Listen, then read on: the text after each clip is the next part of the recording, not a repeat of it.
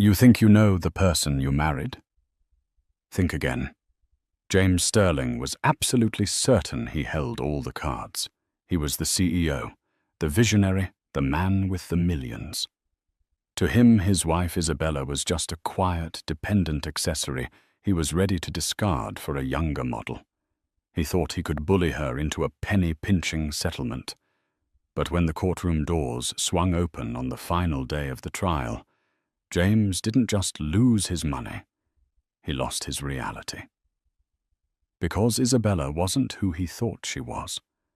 And the family walking through those doors, they didn't just hire lawyers, they owned the law. This is the brutal, satisfying story of how a billionaire in disguise taught a cheating husband the ultimate lesson in humility. Date October 14th, 2025. Location, Superior Court of California, San Francisco County, Department 404, Case Sterling, Val. Sterling. The fluorescent lights of the courtroom buzzed with a low, irritating hum that seemed to match the headache throbbing behind James Sterling's temples. He checked his Rolex Submariner for the third time in 5 minutes. He was a busy man. As the CEO of Sterling Dynamics, a mid-sized but rapidly growing tech logistics firm in Silicon Valley, his time was worth approximately $500 a minute. Spending 3 days in this drab wood-paneled room fighting over scraps with a woman who hadn't earned a dime in 6 years felt like a personal insult. He glanced to his left. Sitting at the plaintiff's table was his lawyer, Richard Cross. Cross was the kind of attorney you hired when you wanted to scorch the earth, a man who wore 3-piece suits that cost more than most people's cars and smelled of expensive cologne and aggression. "Relax, James," Cross whispered, not looking up from his notes. "We have her cornered. The prenup is shaky, sure, but with the forensic accounting we've presented, she looks like a financial liability. We'll get you out of this with the assets intact. You'll be a free man by lunch." James smirked and leaned back in his leather chair. He looked across the aisle. There sat Isabella, his wife of 6 years. She looked small. She was wearing a grey cardigan that looked like it had been through the wash too many times, and a simple black skirt. Her hair, a dark chestnut brown, was pulled back in a severe, unflattering bun. She wasn't wearing any makeup. She looked tired, defeated. God, how did I ever find her attractive? James thought a cruel sneer touching his lips. When he had met her 7 years ago, Isabella had been a waitress at a diner in Palo Alto called The Griddle.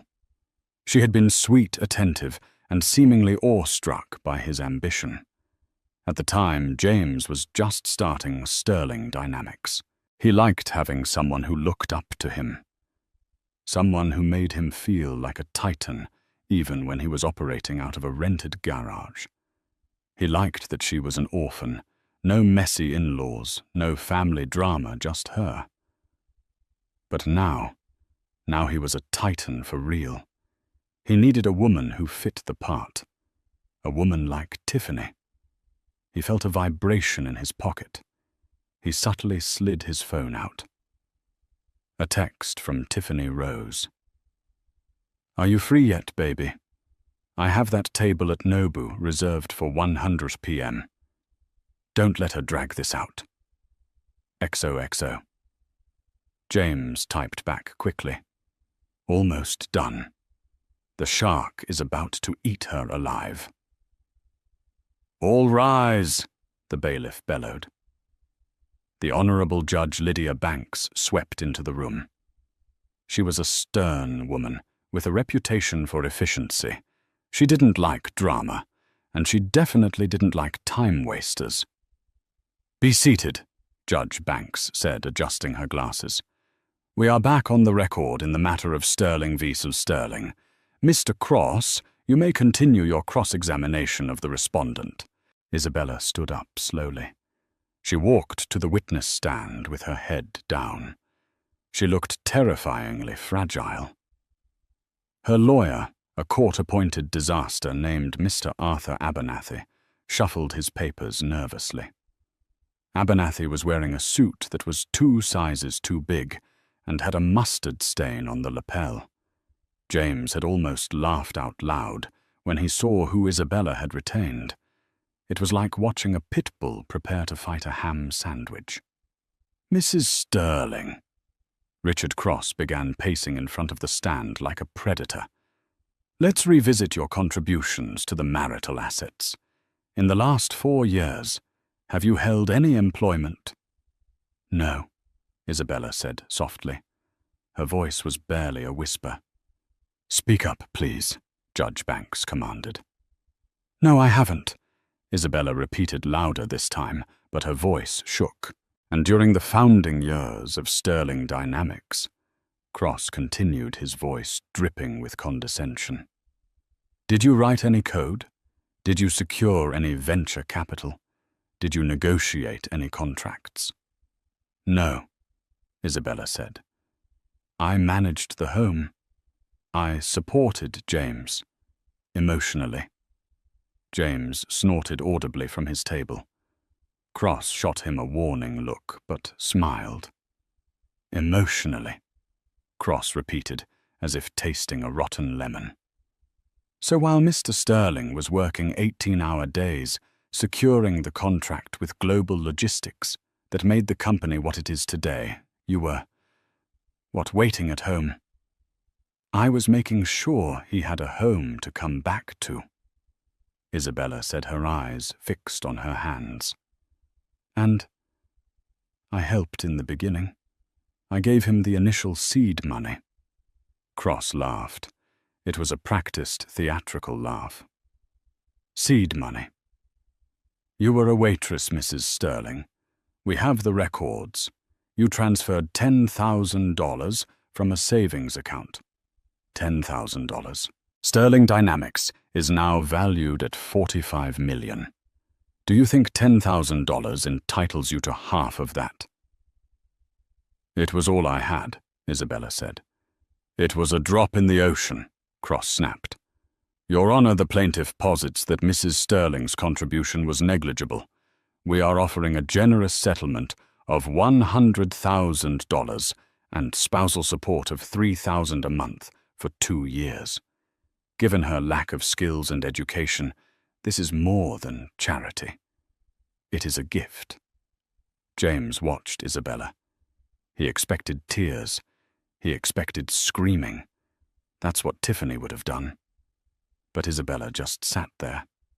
She looked up, and for a split second, James thought he saw something in her eyes. It wasn't fear. It was pity, no, he told himself. She's in shock. She knows it's over. "Mr. Abernathy," the judge said, turning to Isabella's disheveled lawyer. "Do you have any redirect?" Mr. Abernathy stood up. He knocked over his own water cup, scrambling to catch it before it soaked his files. Yes. Yes, Your Honor. Just a few questions." James rolled his eyes. This was pathetic. Mr. Abernathy walked toward the witness stand. He didn't look like a lawyer. He looked like a confused history teacher. He adjusted his glasses and looked at Isabella. "Mrs. Sterling," Abernathy said, his voice surprisingly steady compared to his physical clumsiness. "Is it true that you have no family?" James frowned. Why bring that up to garner sympathy? Isabella paused. She looked directly at James. "That is what I told James when we met." "Why?" Abernathy asked. "Because," Isabella said, her voice gaining a strange, cool clarity, "I wanted to be loved for who I was, not for where I came from. I wanted to build a life with someone who didn't care about my last name." "And did Mr. Sterling care about your name?" "No," Isabella said. "He cared that I was quiet. He cared that I was convenient. And eventually he cared that I was easy to discard. "Objection!" Cross shouted. "Relevance. This is a divorce trial, not a therapy session." "Sustained," Judge Banks said. "Move it along counsel." "Mrs. Sterling," Abernathy continued, "Mr. Cross claims you contributed nothing to the company's success beyond a negligible $10,000. Is that accurate?" "James believes it is accurate," Isabella said. "And the initial investor," Abernathy asked, "the angel who provided the $2 million in Series A funding that actually launched the company in 2021, the one James refers to as the ghost because he never met them face to face." James froze. How did Abernathy know about the ghost? That was confidential company information. The Series A funding had come through a blind trust in Switzerland called Aurora Holdings. James had never known who was behind it, only that the money had saved his neck when he was about to go bankrupt. "Yes," Isabella said. "I know about the angel." "Who was the angel, Mrs. Sterling?" Isabella's gaze didn't waver. "I was." Silence descended on the courtroom. Absolute, suffocating silence. Then James burst out laughing. He couldn't help it. It was a guttural, mocking laugh that echoed off the walls. "You," James shouted, standing up. "You put in $2 million. You clipped coupons for groceries. Bella, you drove a 2015 Honda Civic. You expect the judge to believe you had $2 million sitting in a Swiss bank account. Sit down, Mr. Sterling." Judge Banks banged her gavel. "One more outburst and I will hold you in contempt."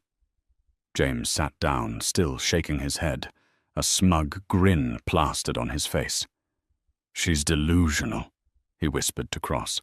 "She's actually lost her mind." Cross stood up. "Your Honor, this is perjury. Unless Mrs. Sterling can produce documentation proving she is the beneficiary of Aurora Holdings, I ask that this testimony be stricken." "We have documentation," Abernathy said. He reached into his messy briefcase and pulled out a thick blue folder. It wasn't paper-clipped. It was bound in leather. "And we also have witnesses." "Witnesses?" Judge Banks asked, looking at her docket. "I have no other witnesses listed for the defense." "They just arrived," Abernathy said, checking his watch. "They are outside now. I beg the court's indulgence. It pertains to the financial disclosures Mr. Sterling submitted to this court, specifically the assets he failed to disclose." James's smile faltered. Assets he failed to disclose. He had hidden $3 million in a shell company in the Cayman Islands. He had done it carefully. His accountant assured him it was untraceable. "This is highly irregular," Judge Banks said, frowning. "It is your honor," Abernathy agreed, "but if you grant me 5 minutes, I promise you the integrity of this court will be preserved, and Mr. Sterling's memory might be refreshed." Judge Banks looked at Isabella. Isabella sat like a statue, her posture suddenly regal, the slouch gone. 5 minutes, Judge Banks said. "Court is in recess." James leaned over to Cross. "What is she doing? Who is coming?" "I don't know," Cross said, looking uneasy for the first time. "But she can't be Aurora Holdings. That fund is handled by the Caldwell Group. That's old money.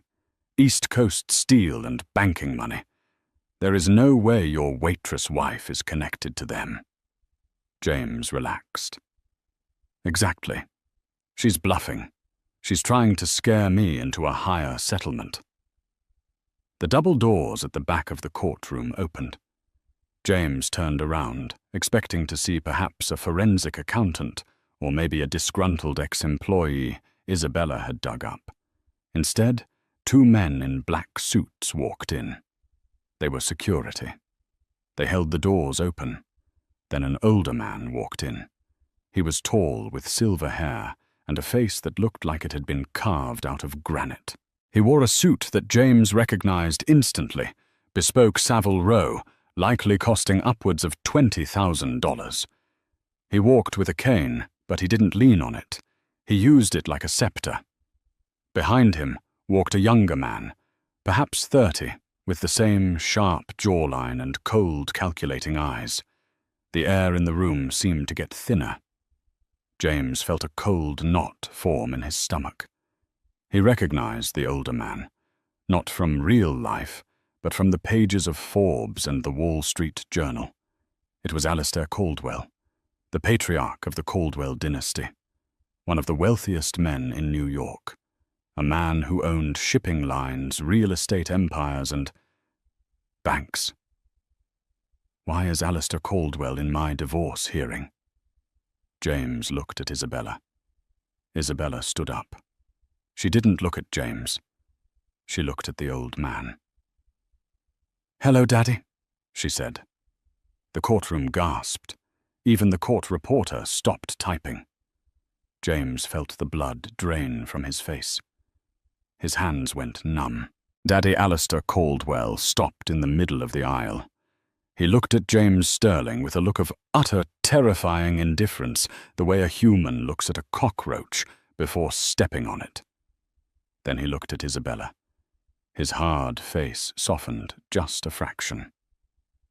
"Isabella," Alistair said. His voice was deep, resonant, and commanded absolute authority. "You've had your fun playing house. Are you ready to finish this?" "Yes," Isabella said. "I'm ready." Mr. Abernathy, the clumsy lawyer, suddenly straightened his tie. He smiled at James, a sharp, predatory smile that revealed he hadn't been clumsy at all. It had been an act. "Your Honor," Abernathy said, his voice booming now, "I would like to introduce my co-counsel representing the Caldwell Family Trust, which holds the controlling interest in Sterling Dynamics, Mr. Liam Caldwell."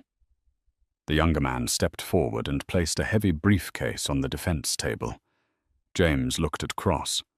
Cross was pale. He was closing his laptop. "You didn't tell me," Cross hissed at James. "You didn't tell me she was a Caldwell."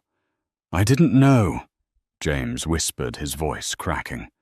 "She said she was from Ohio. She said her parents died in a car crash." "She lied," Cross said, staring at the billionaire family assembling on the other side of the aisle. "And God help us, you fell for it."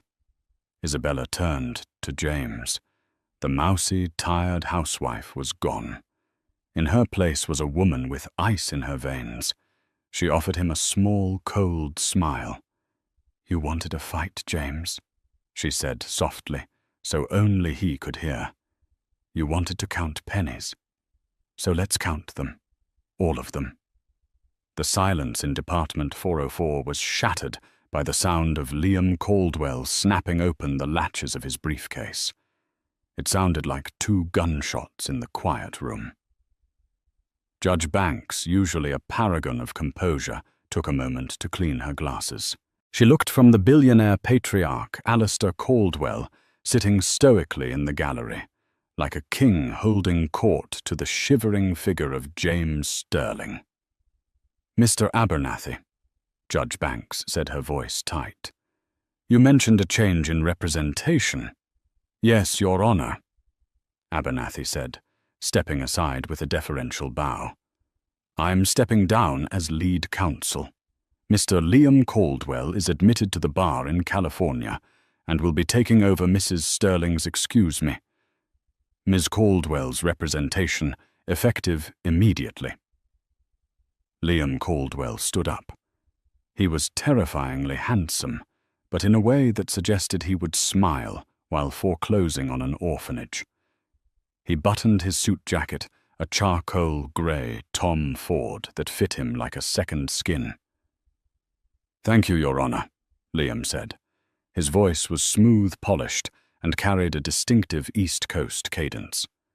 "We apologize for the theatrics.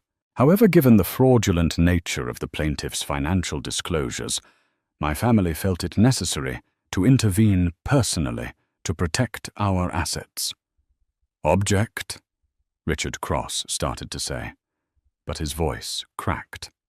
He cleared his throat. Objection. My client has not committed fraud. That remains to be seen, Judge Banks said, leaning forward.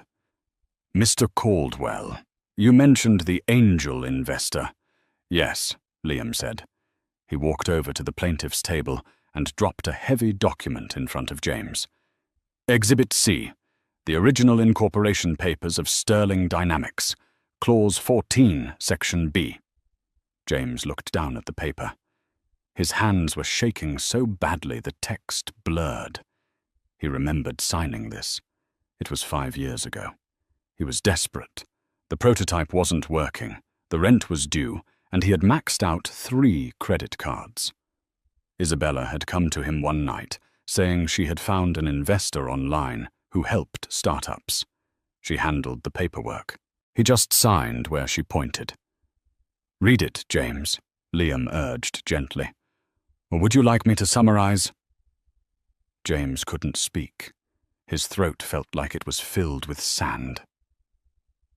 Clause 14 states, Liam recited from memory, turning to the judge, that Aurora Holdings retains 51% controlling interest in Sterling Dynamics until the principal loan of $2 million is repaid with 15% annual interest.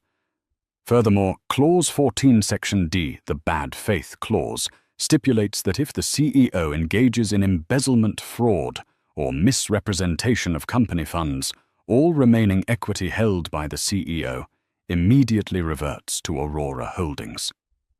I repaid the loan, James stammered, looking at his lawyer. Richard, tell them we repaid the $2 million last year. Richard Cross looked through his files frantically. We have a wire transfer receipt. October 2024. $2.4 million sent to Aurora Holdings. Yes, you sent the money. Liam agreed. He walked back to his table and picked up a single sheet of paper. But you didn't send it from your profits, James. You didn't send it from your salary. Liam held the paper up for the court to see.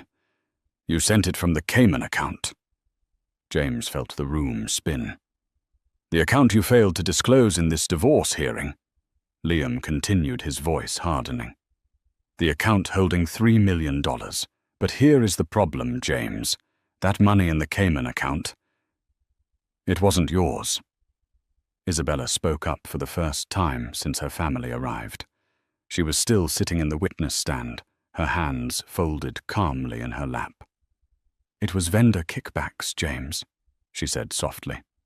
James whipped his head around. Shut up, he screamed. Mr. Sterling, Judge Banks shouted. Sit down. Isabella continued unfazed.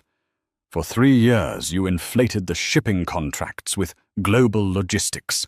You overcharged your own company by 20% and had the vendors funnel the difference into the Cayman Shell Corporation. You were stealing from Sterling Dynamics to pay off the debt you owed to start Sterling Dynamics. That is speculation, Cross yelled, though he was sweating profusely. It is forensic fact, Liam countered. We have the bank records. We have the affidavits from the vendors at Global Logistics, who, by the way, were very eager to cooperate once the Caldwell Group threatened to blacklist them from every major port in North America. Liam turned to the judge. Your Honor, James Sterling didn't just hide assets from his wife. He embezzled funds from a company majority owned by the Caldwell Trust. Under the bad faith clause, James Sterling no longer owns 49% of the company. He owns 0%. He is not a CEO. He is an employee who has been caught stealing. James slumped in his chair. It wasn't possible. This was a nightmare. Isabella, his quiet mousie. Isabella, who clipped coupons for pasta sauce, had been watching him steal for 3 years. She had been collecting evidence. Why? James whispered, staring at her. Why did you wait? If you knew, why didn't you stop me? Isabella looked at him. Her brown eyes, usually so warm and submissive, were now dark pools of indifference. "I wanted to give you a chance to be honest," she said. "I gave you the divorce papers 6 months ago. I asked for a clean break. I asked for half of the marital home and my car. That was it. I didn't ask for the company. I didn't ask for your millions." She leaned into the microphone. "But you got greedy, James. You tried to leave me with nothing. You hired Mr. Cross to humiliate me. You mocked me for being a waitress. You called me a burden." Isabella stood up. She looked tall. She looked like a Caldwell. "You thought I was powerless because I chose to be kind," she said. "You mistook silence for weakness. So I called my father, and I told him you were ready to be taught a lesson." Richard Cross closed his laptop with a snap. He stood up. "Your Honor," Cross said, his face pale, "I request a recess. I need to consult with my client regarding his potential criminal exposure." "Criminal?" James grabbed Cross's arm. "What do you mean, criminal?" "Embezzlement is a federal crime, James," Cross hissed, pulling his arm away. "And fraud in a court of law is another. You didn't tell me you were laundering money. I'm a shark, James, not a magician. You're on your own." "Recess granted," Judge Banks said, banging the gavel. "We reconvene at 1:30 p.m. And Mr. Sterling, I suggest you don't leave the building." James stumbled out of the courtroom into the hallway. The air in the corridor felt cooler, but he was burning up. He loosened his tie, gasping for breath. He needed to think. He needed a plan. He had millions stashed away. Wait, no. The Cayman account was compromised. Liam knew about it. If they froze that he had nothing. His liquid cash was tied up in the house, and the car's assets that were now frozen by the court. He pulled out his phone. He had to call his offshore banker. "James." A high-pitched, cheerful voice grated against his ears. He looked up. Walking down the courthouse hallway, clicking loudly in red-bottomed stilettos, was Tiffany Rose. She was wearing a white dress that was far too short for a courthouse and carrying a massive designer bag. She looked like a walking Instagram filter. "Tiffany," James hissed, looking around wildly. "What are you doing here? I told you to wait at the restaurant." Tiffany pouted, wrapping her arms around his neck. "I got bored, baby." "And you said you'd be done by noon. It's 12:15. I came to pick you up. Did you crush her? Is the mouse crying?" James tried to push her away, but his hands were trembling. "Tiffany, listen to me. You have to leave now." "Why?" Tiffany laughed, pulling back. "Did she make a scene? Oh, I hope she made a scene. I love it when they get desperate." Just then the double doors of Department 404 opened again. Isabella walked out. She was flanked on one side by Liam and on the other by Alistair. 4 large security guards formed a protective phalanx around them. They moved with a synchronized grace that screamed power. Tiffany blinked. She looked at Isabella, then at the men in suits, then back at Isabella. "Is that her?" Tiffany sneered, her voice carrying down the hallway. "That's the ex-God James, you were right. She dresses like a librarian who gave up on life." James squeezed his eyes shut. "Shut up, Tiffany. For the love of God, shut up." Isabella stopped. She didn't look angry. She looked at Tiffany with a mild curiosity, like a scientist observing a new strain of bacteria. Alistair Caldwell stopped too. He leaned on his cane and looked at Tiffany. "And who might this be?" Alistair asked, his voice rumbling like distant thunder. "I'm his fiancée," Tiffany declared, flashing a diamond ring that James had bought with money from the company account. Who are you? Her grandpa. The hallway went dead silent. Even the passing clerks stopped walking. Liam Caldwell let out a dry, sharp chuckle. Grandpa, that's rich. Isabella took a step toward Tiffany. The security guards shifted to let her pass. Tiffany Rose, Isabella said. Age 24. Failed fitness influencer. Currently unemployed, living in a condo in the Marina district, paid for by Sterling Dynamics under the guise of consulting fees. Tiffany's jaw dropped. How do you know that? Because I own the company that pays your rent, Isabella said calmly. Tiffany laughed nervously. You're broke. James said you were a charity case. James lied, Isabella said. She turned her gaze to James. James lies about a lot of things. He told you he was rich. He told you he was the CEO. He told you he was free. Isabella took another step. As of 20 minutes ago, James is unemployed. His assets are frozen. The condo you live in? It's company property. I'm having the locks changed within the hour. The car you drove here, the Porsche Macan, it's leased under the company name. The repo men are likely towing it from the parking lot as we speak. You can't do that, Tiffany shrieked. She looked at James. James, tell her she's lying. James leaned against the wall, covering his face with his hands. It's true, Tiff. It's all gone. Tiffany looked at James, horror dawning on her face. It wasn't horror for him. It was horror for herself. The meal ticket was cancelled. You loser! Tiffany screamed, hitting James in the chest with her handbag. You told me you were worth $50 million. I wasted 8 months on you. Ms. Rose, Liam interrupted, checking his watch. I'd advise you to stop assaulting the defendant. The FBI is on their way to pick him up, and they might decide to take you in as an accessory to embezzlement if you don't disappear very, very quickly. Tiffany went pale. She looked at the diamond ring on her finger. Give it back, Isabella said. What? Tiffany clutched her hand to her chest. The ring, Isabella said. It was bought with stolen funds. It's evidence. Hand it over to Liam, or we add grand larceny to your list of problems. Tiffany frantically yanked the ring off her finger and threw it at Liam, who caught it effortlessly with one hand. She didn't even look at James. She turned and ran down the hallway, her heels clicking frantically until she disappeared around the corner. James slid down the wall until he was sitting on the floor. He looked up at Isabella. Are you happy? He croaked. You ruined everything.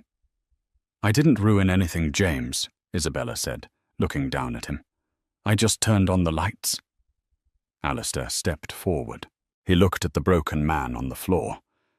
You had a gem, Alistair said, gesturing to his daughter. A woman who loved you when you had nothing. A woman who brought you into a family that could have given you the world. If you had just been decent. If you had just been faithful. Alistair shook his head. Come, Isabella. We have a board meeting. You have a company to restructure. Wait, James pleaded, scrambling to his knees. Bella, please. I can fix this. We can talk. The company needs me. I'm the face of Sterling Dynamics. The clients know me. Isabella paused. She looked back over her shoulder. The clients know James Sterling, she said. But James Sterling is a fraud. The company will be fine, James. I hired a new CEO this morning. James blinked. Who? Me, Isabella said. She turned and walked away the heels of her modest black shoes, making a sound far more intimidating than Tiffany's stilettos ever could. James sat alone in the hallway. Down the corridor, the elevator dinged. 4 agents in windbreakers with FBI emblazoned on the back stepped out. They looked around, spotted James, and started walking toward him. James closed his eyes. But the story wasn't over. James Sterling was a narcissist, and narcissists don't go down without trying to burn the house down with them. He had one card left to play, a card he had kept hidden in a safe deposit box that not even Isabella knew about. It was a recording from inside the Caldwell home. As the agents handcuffed him, James smiled, a manic, desperate smile. "You want a war, Isabella," he thought. "Okay, let's see how Daddy likes it when his secrets come out." Date October 18th, 2025. Location, Federal Detention Center, Dublin, California. The orange jumpsuit was itchy. It smelled of industrial detergent and old sweat. James Sterling sat on the edge of his metal cot, staring at the concrete wall. 3 days. He had been in here for 3 days. His assets were frozen. His reputation was incinerated. The news cycle had been relentless. Tech CEO revealed as conman. The headlines screamed. The billionaire wife he never knew. He had been denied bail. The judge a different one this time, as Judge Banks had recused herself to be a witness in the fraud case, deemed him a flight risk. "Sterling," a guard barked, rapping his baton on the bars. "Lawyer." James stood up. A flicker of hope ignited in his chest. He shuffled to the visitation room, his wrists cuffed. Sitting behind the plexiglass wasn't a high-powered defense attorney. It was Morris Fletcher. Morris was a fixer James had kept on retainer for the dirty work, scrubbing bad reviews, intimidating disgruntled employees, and silencing the occasional mistress. Morris wore a cheap suit and looked like a man who hadn't slept in a week. James picked up the phone. "Did you get it?" Morris nodded, looking nervous. He didn't pick up the phone. He just held up a small silver USB drive against the glass. James exhaled his breath, fogging the plastic. The insurance policy. 3 years ago, Isabella had taken James to a family gathering in the Hamptons. She had claimed it was for her distant uncle's retirement. James, always suspicious and always snooping for leverage, had planted a voice-activated recorder in the library, hoping to catch some gossip he could use to embarrass Isabella's relatives if they ever looked down on him. He hadn't caught gossip. He had caught Alistair Caldwell, Isabella's uncle, having a hushed, intense conversation with his head of security. James remembered the words perfectly. He had listened to them 1,000 times. "I don't care about the legality. Just bury it. Pay them whatever they want, but make sure the police report disappears. I want it gone by morning. If this gets out, it ruins everything." James didn't know what Alistair had buried. A body. A massive fraud. Toxic waste dumping. It didn't matter. It was proof that the high and mighty Alistair Caldwell was a criminal. It was obstruction of justice. It was a felony. "You know what to do," James whispered into the phone. "Go to Liam Caldwell. Tell him I want full immunity. I want my assets unfrozen. I want $10 million wired to an account in Switzerland. And I want Isabella to publicly apologize." "James," Morris said, his voice tinny through the receiver. "Are you sure these people, they aren't just rich, they're powerful. If we poke the bear is already eating me, Morris," James hissed. "Do it. Tell them if I don't walk out of here by tomorrow noon, that recording goes to the New York Times, the FBI, and TMZ. Alistair Caldwell will spend his twilight years in a cell right next to mine." Morris hesitated, then nodded. He pocketed the drive and stood up. James watched him leave. He leaned back in his chair, a cold smile spreading across his face. "Checkmate Isabella. Location, the Caldwell Estate, Pacific Heights. Time 7:00 p.m. The atmosphere in the library was heavy. Rain lashed against the bay windows, overlooking the Golden Gate Bridge. Alistair Caldwell sat in his leather armchair, a glass of scotch in his hand. Liam paced by the fireplace. Isabella stood by the window watching the storm. "He's bluffing," Liam said, tossing a manila envelope onto the coffee table. "Morris Fletcher came to my office an hour ago. He played a 10-second clip. He wants a deal." "What's on the tape, Liam?" Alistair asked calmly. He didn't look worried. He looked tired. "It's you, grandfather," Liam said, "from Christmas Eve 2019. You're telling Marcus to bury it and pay them off. You talk about making a police report disappear." Isabella froze. Her reflection in the dark window stared back at her, pale and wide-eyed. Christmas Eve 2019. She turned around, slowly. "Play it." Liam pulled out his phone and tapped the screen. A grainy, amplified recording filled the room. "I don't care about the legality. Just bury it. Pay them whatever they want, but make sure the police report disappears. I want it gone by morning. If this gets out, it ruins everything." Alistair closed his eyes. He took a sip of his scotch. "I remember that night," Alistair said softly. "So do I," Isabella whispered. Her heart began to hammer in her chest.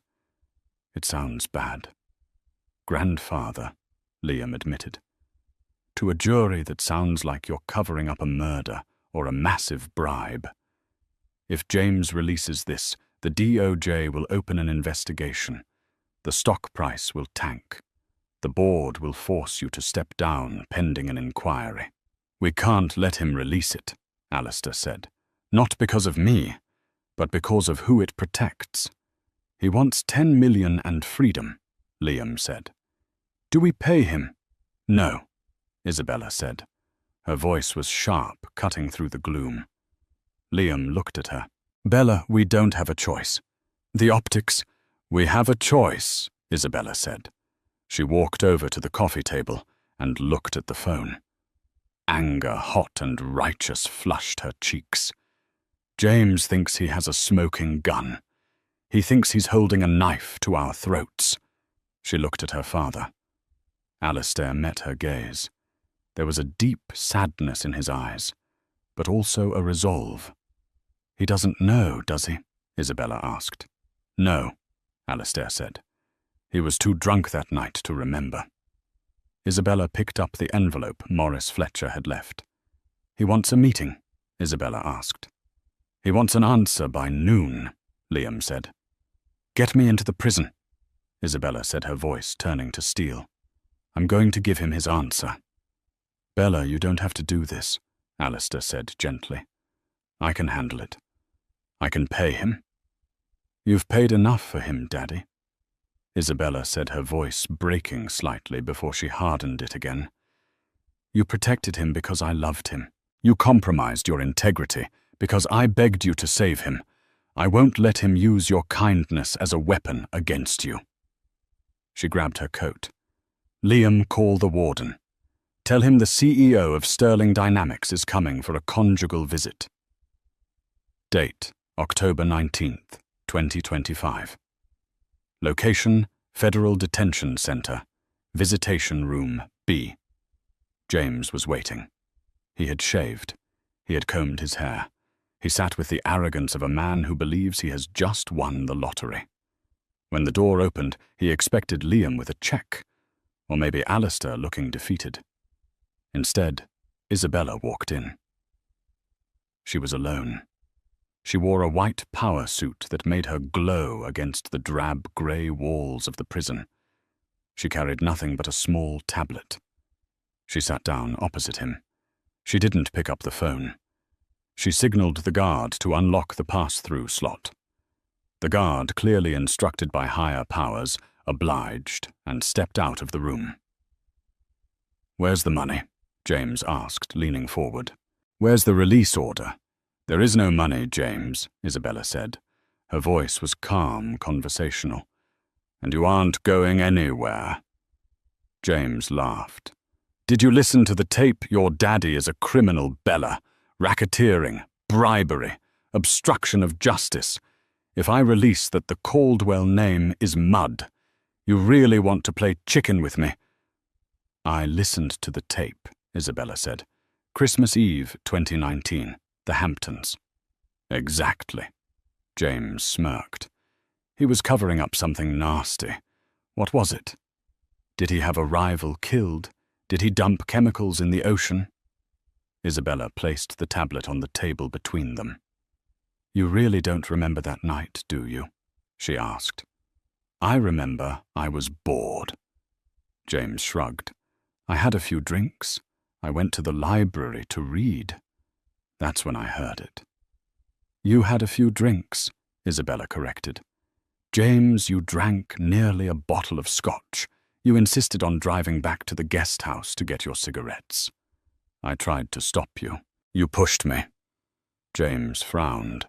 A vague, hazy memory scratched at the back of his mind. The rain. The sleek black Jaguar. He had been driving Isabella's car. "I didn't drive," James said defensively. I stayed at the party." "You drove," Isabella said. "You took the Jaguar. You made it about 2 miles down the coast road. And then you hit something." James went cold. "You hit a minivan, James," Isabella said quietly. "It was parked on the shoulder, a family of 4 inside.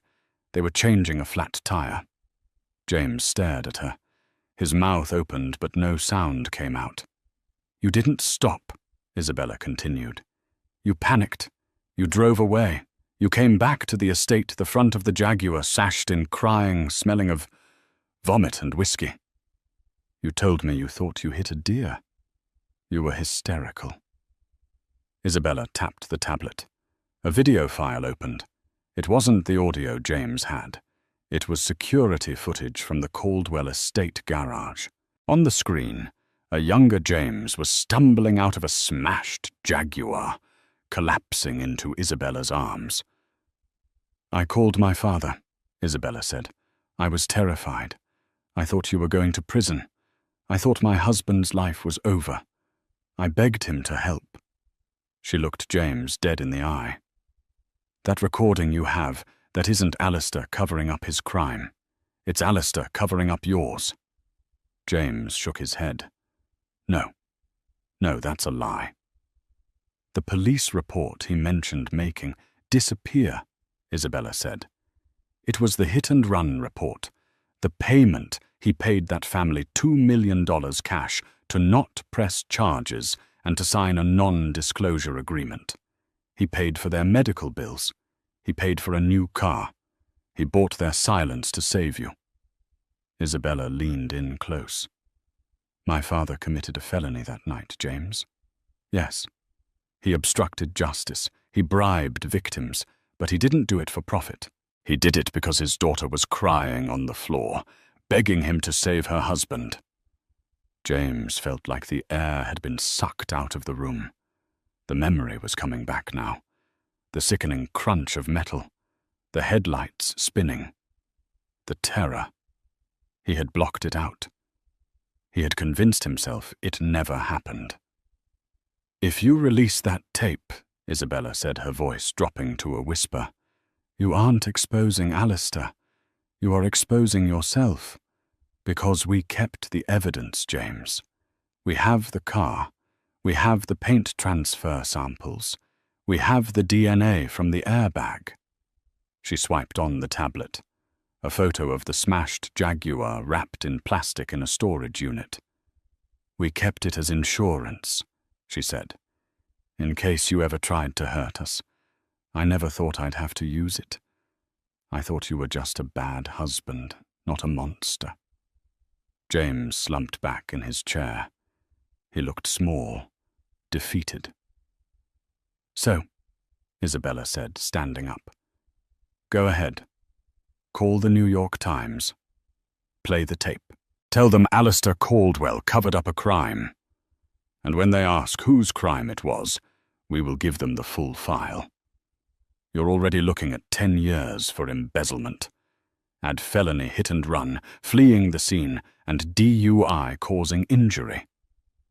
You'll die in this prison, James. James looked at the USB drive on the table. It wasn't a weapon anymore. It was a suicide vest. "What do you want?" James whispered. "I want you to plead guilty," Isabella said. "To everything. The fraud, the embezzlement. You take the maximum sentence. You don't appeal. And you never, ever speak my name or my family's name again. And if I do, then I release the hit-and-run evidence to the district attorney," Isabella said, "and I make sure you get put in general population." She reached out and took the tablet back. "Goodbye, James. Enjoy the silence. You finally got what you wanted, a life where you don't have to work, and everyone knows your name." Isabella turned and walked toward the door. She didn't look back. James sat alone in the room. He looked at the reflection of himself in the dark glass. He had thought he was a king. He had thought he was the smartest man in the room. He realized now, too late, that he had never been the player. He had always been the pawn. Date, April 12th, 2026. Location, the Penthouse Office, Aurora Tech Headquarters. Formerly Sterling Dynamics, San Francisco. The view from the 42nd floor was breathtaking. The fog was rolling over the Golden Gate Bridge, a blanket of white obscuring the churning water below. Isabella Caldwell stood by the floor-to-ceiling glass, sipping a cup of green tea. She wore a tailored navy blazer and silk trousers, an outfit that cost more than the entire wardrobe James had allowed her to own during their marriage. The office behind her had been purged. James's aggressive black leather furniture was gone, replaced by cream velvet and warm oak.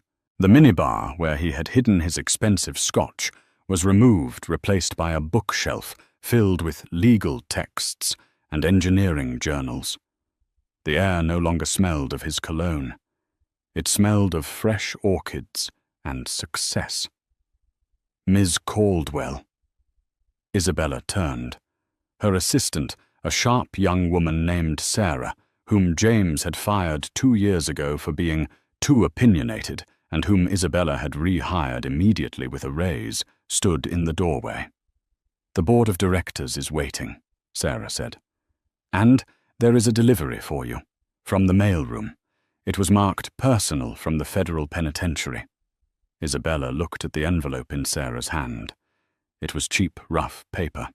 The handwriting was shaky, desperate. She didn't need to open it to know what it said. It would be another plea, another beg for a visitation, another promise that he had changed, that he found God, that he was sorry. "Burn it," Isabella said calmly. Sarah blinked. You don't want to read it. I know the author," Isabella said, turning back to the window. "I don't like his style. Shred it, burn it, I don't care. Just make sure it never enters this room." "Understood," Sarah said, a small smile playing on her lips. "Oh, and one more thing. The rebranding team sent over the final mock-ups. The sign on the building is being changed as we speak." Isabella smiled. Sterling Dynamics was dead. The name that had been synonymous with fraud and arrogance had been scrubbed from every website, every letterhead, and every building. The company was now Aurora Tech, named after the shell company her grandmother had started 50 years ago. It was a nod to the women in her family, who built empires in silence, while men took the credit. "I'll be there in 5 minutes," Isabella said. As Sarah left, the door opened again. This time it wasn't an assistant. It was Alistair Caldwell. He looked older than he had in the courtroom. The stress of the last 6 months, the internal audits, the media circus, the quiet settlements with the SEC to clean up James's mess had taken a toll, but he still stood tall, leaning on his cane, with the grace of a retired general. "You look like your mother," Alistair said, walking into the room. "I feel like her," Isabella replied. She walked over and kissed his cheek. "How is the retirement life treating you?" "Boring," Alistair grunted, sinking into one of the new armchairs. "I played golf yesterday. I hated it. I might buy a vineyard just to have something to yell at." Isabella laughed. It was a genuine sound, free of the anxiety that had plagued her for years. "I wanted to give you this," Alistair said. He reached into his pocket and pulled out a small velvet box. Isabella opened it. Inside was a simple, heavy gold signet ring. The Caldwell crest, a lion holding a key, was engraved on the face. "It was my father's," Alistair said, "and his father's before him. It usually goes to the eldest son. But Liam is good at the numbers, but he doesn't have the heart. You do." "Daddy, I can't," Isabella said, touched. "You saved this family, Isabella." Alistair said, his voice serious. "I spent my life thinking I had to protect you. I thought you were too soft for this world. That's why I let you marry that man. I thought you just wanted a simple life." He sighed, looking at his hands. "I was wrong. You weren't hiding because you were weak. You were hiding because you hadn't found your war yet. When the war came, you didn't just fight. You conquered." He pointed to the ring. "Put it on. You're the CEO of the family now." Isabella slid the ring onto her finger. It was heavy. It felt like responsibility. It felt like home. "Thank you," she whispered. "Now," Alistair said, tapping his cane on the floor. "Go to your meeting. I heard you're acquiring global logistics." Isabella grinned a shark-like grin that she had definitely inherited from him. "Hostile takeover. They tried to overcharge us during the transition. I decided it was cheaper to just buy the whole company and fire their VP of sales." Alistair threw his head back and laughed. "That's my girl. Give them hell." The aftermath. Isabella walked into the boardroom. 12 men and women in expensive suits stood up immediately. At the far end of the table, a large screen was displaying the news. Breaking news. Former tech CEO James Sterling sentenced to 15 years in federal prison. Sterling, once the darling of Silicon Valley, wept openly as the sentence was read. In related news, Instagram model Tiffany Rose has been indicted on charges of receiving stolen property and tax evasion. Isabella picked up the remote and clicked the TV off. The room went silent. All eyes were on her.